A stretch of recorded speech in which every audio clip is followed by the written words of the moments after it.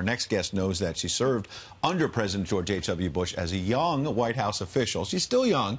I've known her a long time. She remembers the dedication he brought to the office and to this nation. Joining us now, Anita McBride, former White House Director of Personnel for President George H.W. Bush. First, thank you for being here, and sorry for your loss. You worked so intimately with this man for so long. Just first thoughts this morning. Well, thank you for having me, because, you know, part of this, because it hurts, but it's also a wonderful opportunity to share reflections, and it helps. And I think what you said early on when the show started, that this is a celebration of George H.W. Bush's life. And it's a 94-year long, full, adventurous life that he, as a young man with a young Barbara Bush, did together.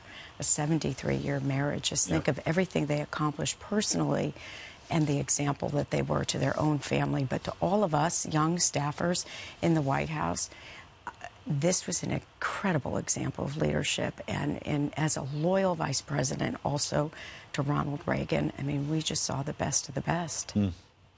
Anita, you heard him reflecting there, and clearly it upset him to the last of his days that he had to go back on his word when he said, "Read my lips." That really bothered him, but it was for the better of the country. You reflect on that for us? Sure, and that was a tough day in the White House, and he knew, and it permeated to everybody, that he had gone back on his word, but he did do the right thing. He knew it was the right thing. He knew it would cost him.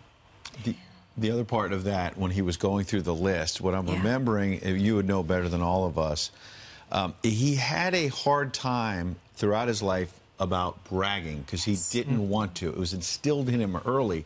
And his political advisors implored him in 92, and earlier, too, in the 80 campaign, the 88, but particularly in 92, you got to talk about your successes. And he'd go out there and say, you know, I did this, I did that. Wouldn't be prudent to, you know, boast about it. And people sort of made fun of that line. Wouldn't be prudent. But that was what was instilled in him by his mother, wasn't it? Absolutely right. In the back of his mind always was Dorothy, you know, Walker saying, "Don't brag, George." And that's why even now, as you're sort of going through this litany of all his successes, that it's almost an education for everybody again, because he himself didn't talk about it. In 1992, that election was so hard on all of us. We saw a George H.W. Bush that we admired so greatly really being diminished in a certain way right in front of our eyes by the rhetoric of that campaign at that time that Bill Clinton had run against him. Yet, look at all those years later, he turned out to be the father that Bill Clinton never had. Right. And when you look at his accomplishments, one area truly does stand out, and that is on the foreign stage. Absolutely. During my 4 decades on this planet, there is no presidential candidate or any president who has had such a distinguished foreign policy resume. In fact, the individuals that we had before and, quite frankly, after, haven't had 1/10 of the foreign policy experience that President H.W. Bush had. Well, and think of all the experience and background and opportunities he had to learn to be a foreign policy president, from being a young naval aviator and captured, and then going on to serve in all these positions that he did, even including a National Party chair. I mean, sort of understanding the grassroots politics and how people feel about the country. He traveled extensively. Then he lived here in this city as UN ambassador, the time in Beijing. I mean, all of that prepared him to be able to be the kind of leader that we needed at a moment when the world was transformed. And in particular, when he talked about the Berlin Wall coming down, and so many of his advisors in the White House at the time were telling you, and even members of Congress, you need to go to Germany, and you need to be there while this is happening. And he said, "No, I'm not dancing on the wall that's coming down. This is the Germans' time." And because he knew that would not be prudent or appropriate, and it would be bragging that it was he who did it, and it was not. It was the people. Right.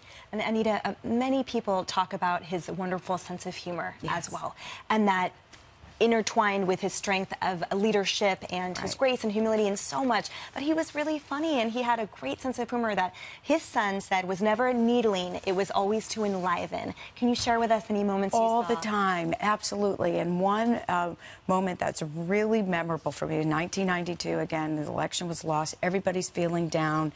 And what does George H.W. Bush do? He calls Dana Carvey, and he calls him directly at SNL and asks him to come. He said, my staff is feeling down. Would you come and just sort of cheer them up?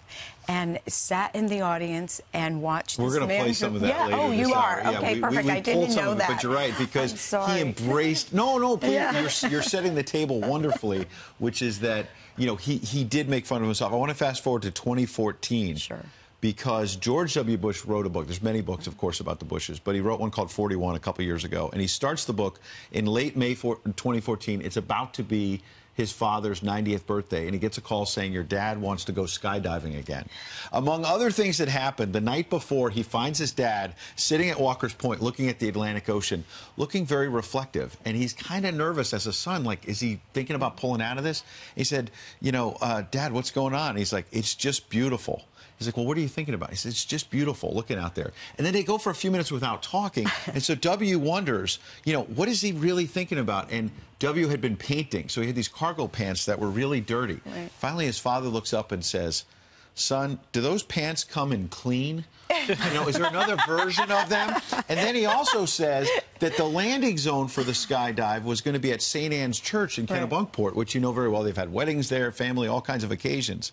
And Barbara Bush, I want to bring her into the conversation. You knew the first lady, the late first lady as well. She joked to the family as they were waiting. And by the way, I snapped that photo. I'm going to talk about it in a minute. In 2007, of them at Walker's Point.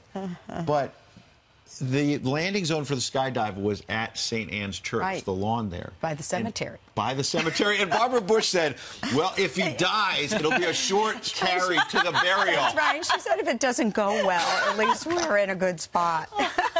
I mean, talk about what kind of a family does that, where you're thinking, is this 90-year-old going to die? And they're making fun of it because they had fun together. Right. There's a family with a sense of humor, and everybody just sort of, you know, pokes fun at each other, and obviously confident and loving is the best description. Anita, we cannot thank you enough for being here on this day of celebration. It makes me feel better. It really does. I really appreciate it. Thanks I for do. coming. Glad you're here.